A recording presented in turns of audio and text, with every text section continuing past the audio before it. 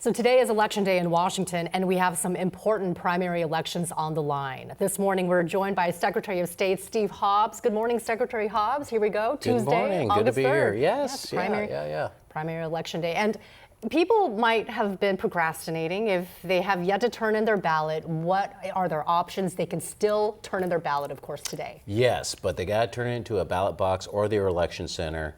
Do not put it in your mailbox. If you really want to go use the U.S. Postal Service, then go to a U.S. Postal Service office and get the stamp, the postmark stamp. But really, just go to the drop box. It's much easier. Don't even think about putting in the mailbox at home right now at this stage. It'll be that was a week ago. So probably the best bet is the ballot drop box then.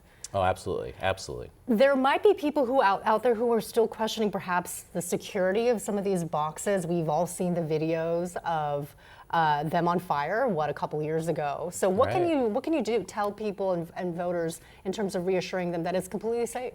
Well, a lot of the drop boxes, depending on the county you live, will be monitored by TV. Also, they're very sturdy. And a lot of places are trying to put them in areas where it's more public so people can see it, they got eyes on. And the ballots are always picked up by two people. Sure. Yeah, throughout the day, my understanding. Well, depending on the county, but in urban areas, yes, certainly. Sure. Going into the election turnout so far, do we have a sense of when you get the first results coming in? What can you tell us about that? Sure. We always base the turnout on the 4 years prior. So looking at what happened 4 years ago, we're looking at a 35 to 40% turnout.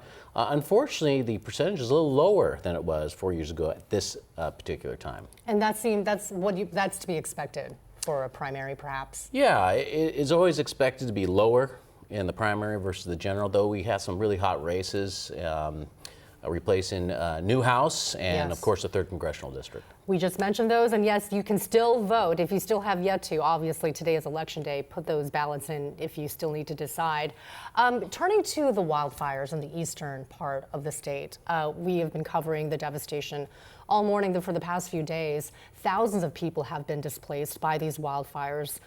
If people need to vote there, obviously it's challenging. I don't even know if they're even thinking about voting at this point. There's just so much going on. But if they are needing to, what are their options? Well, first of all, I tell people, look, think about your safety and your family's safety, number one.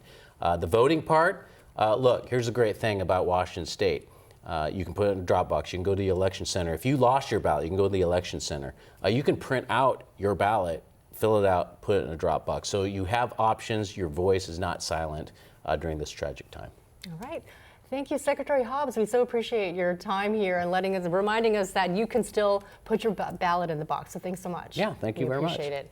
Okay, remember, if you would like to help people affected by the wildfires, you should also text the word GIVE to 206-448-4545.